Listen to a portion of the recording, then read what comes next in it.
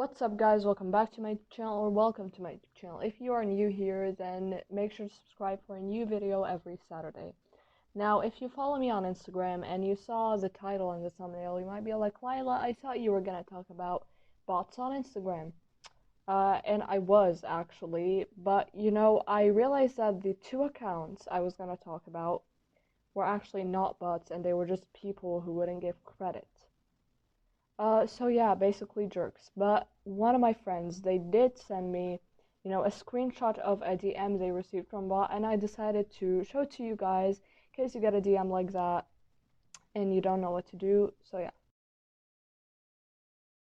So there isn't much to talk about, but I just want to say if you get a DM like this, just ignore it. Delete it. I got about 2 or 3 DMs like this, and I deleted all of them. So if you get anything like this, just delete it or ignore it, whatever you want. Yeah, now let's get to the main topic of the video. Alpha males. Now, if you don't know what type of guys call themselves alpha males, then neither do I, but after this video, you'll get a pretty decent idea. Today, we will be talking about the sad excuses of men. Now, I've made fun of women before, and honestly, I want to make this video for you guys to see that I make fun of everyone. I hate everyone, and I see all your sins. So, yeah, basically, I'm gonna look at a hashtag, which is hashtag alpha males, okay, because you can't be more obvious than that. Then I will be looking at someone's TikTok series. So, yeah, let's just go. So here's how you know she likes you. Here's how you know she likes you. Yeah, I really want to know if she likes me. But wait, it's for the boys.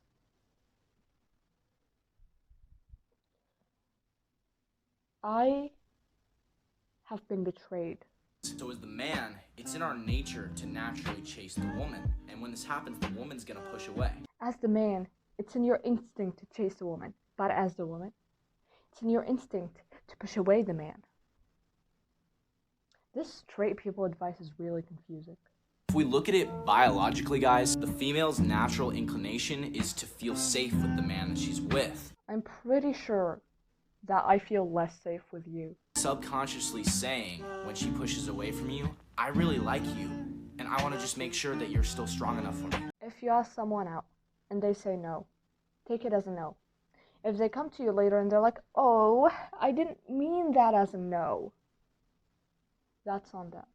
This is for all the guys who want to know what girls want. Everything you think that girls want is only secondary. How much money you have in the bank account, only secondary. How banging your body is, only secondary. How much fame you have, only secondary. You want to know the thing that wins over all those things? The biggest factor in getting girls is the way you make them feel. Girls are not logical, they're emotional. So it doesn't matter your pickup lines, it doesn't matter your whack psychological tricks that you learn from these TikTok accounts. It doesn't matter your manipulative tricks, it only matters how you make the girl feel. And she's gonna backwards rationalize. She doesn't know why she likes you, but she's gonna tell her girlfriends a story that correlates with her feelings. Once you stop making her feel the way she wants to feel, you're done. You can stop reading dating books and stop watching dating videos now.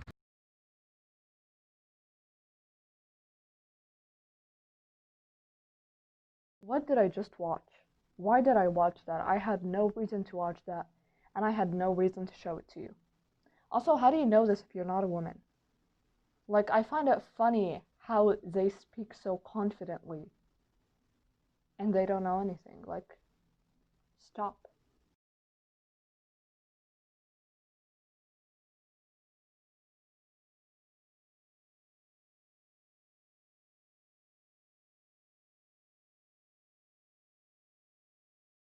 Having 2 separate girlfriends, part 1.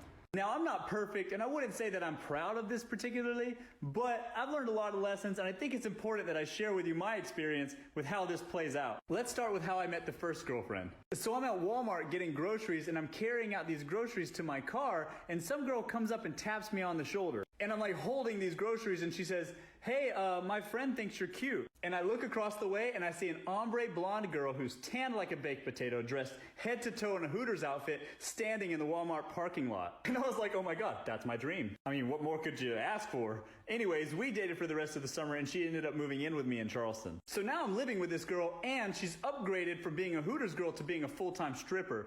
Also, she's going to nursing school full-time. I know, a walking cliche. Anyways, I was in love, and we dated like that into my school semester. But eventually into that semester, one of my classes assigned a group project, and that's when I met Delia. I don't even have anything to say.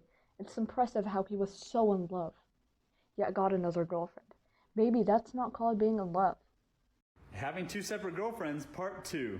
So Delia was a foreign exchange student from Romania, and she was one of those like gorgeous but like in a low-key way, sort of that girl next door type. Total polar opposite of Natalie, who was like the blonde big melon stripper. But at this time, I'm working every single day at the math lab with Delia and some other guys in the math department. And one day we break for lunch and Delia and I decide to go to the Kickin' Chicken, which is like a sandwich place in downtown Charleston. We had lunch together, but we had some extra time before we had to get back. So we walked around the downtown area and somewhere in there, I kissed her. We went back to the math lab together and played it off like nothing had happened. But from that moment on, we essentially started dating after that. Now, mind you, I'm living with my other girlfriend in James Island at the same time this is going on, and Delia has no fucking idea. And Delia lives across town in Mount Pleasant, so there's a huge divide between the two. But I would drive over there and see Delia throughout the week while living with my full-time girlfriend. It gets worse. It's already bad, Mr. Not Knowing What Love Is.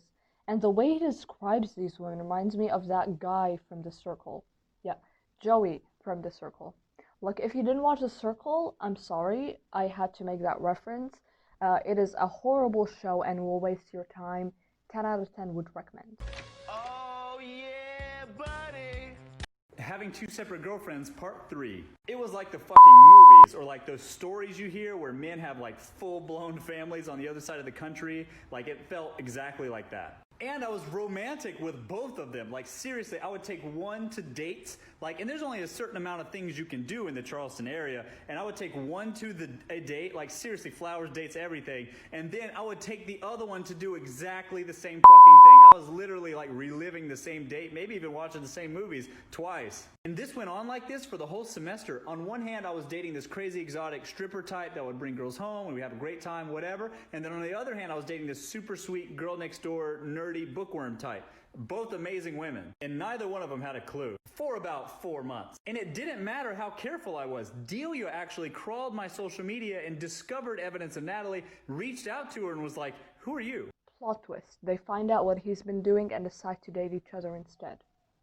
It would be a good end to this, honestly. Having two separate girlfriends, part 4. So I'm in the library studying for a final that I have the next day, and Natalie texts me and says, "Who the fuck is Delia?" Remember, I'm living with Natalie and all my stuff's there, so I literally pack up my bags, I get in my car, and then I drive back to James Island in an absolute panic the whole way. So much so that I ran the red light right in front of my apartment complex. And of course, there was a cop chilling right there. I got pulled over. But get this shit! The cop knew me. He lived literally 3 doors down from my unit number. I'd sometimes see him hanging out with Natalie and some girls we would have over at the pool. So he lets me go, but remember this for later. I walk into our apartment and all my stuff is like thrown over the couches. I got an open suitcase with the stuff kind of thrown in its general direction. It's just an absolute disaster in there. And Natalie's just fucking screaming as soon as I walk in the door. "Who the fuck is Delia? You've been seeing this girl for months. She told me everything." It all came out. And I'm just trying to uselessly salvage this relationship, but something weird came up. She knew I got pulled over. I can't even begin to imagine how it's like to be this ignorant. Having two separate girlfriends, part 5. Natalie and I argued the rest of the night. And in that argument came out that she had been fucking that cop, the same one that pulled me over, for months. And then I realized he let me go out of fucking sympathy, I guess. And I didn't make it to my exam. I failed it and literally got a 0 on the final. But it was a business course. It wasn't really important to my major. And at this point, I hadn't even heard from Delia yet. And I didn't want to call her because I was afraid. 2 days later, I'm dealing with moving Natalie out because the apartment was in my name, but Delia reaches out to me on Facebook. And poor girl, this girl writes this long-winded paragraph in her not-so-great English saying, I don't really care about Natalie, I just want to know how you care about me. I mean, this girl really loved me. I was embarrassed. And what makes it worse is that I genuinely had strong feelings for both of them, and I lost them both. Delia's exit from my life was pretty smooth, but Natalie's exit from my life was fucking horrific. She ended up lighting some of my clothes on fire. And she moves in with that cop 3 doors down. Serves you right, honestly. Oh, well, that's basically Skillshare. Oh my gosh, to see the look on your face. Oh my God! And that's what half-baked journalism gets you, Curtis Connors. Aww. Did Curtis hurt your little feelings? Well, good. Okay. And you're all talk. You can't even beat up a 9-year-old. Here's the drip. Some people put in my comments like, oh bro, get a suit that fits you, blah, blah, blah. I'm like, what? Look at that. Look at my back line. Are you kidding me? I'm the king of this shit. Are you kidding me? Anyways, guys, this is Prada head to toe, as you can see there. Prada. Oh, there you go. Prada. Everything's Prada except for the shoes. These are last season's Bushimis. They're a little dirty. No socks. And that's the drip. Respect it. Owning more than one suit is not a personality trait. Explains why you've never had a girlfriend for longer than a week. And you see, you might be like, no, Lila, actually you're wrong, because with the girls he's dated, he's like, oh, we've been dating for months. You see, that's the thing. With these type of men, it's like a day can be a whole 5 months. So basically, what I'm saying is they could be okay with showering once in 5 months. And that was all for this video. I hope you guys enjoyed it. Make sure to leave a like if you did. Don't forget to subscribe.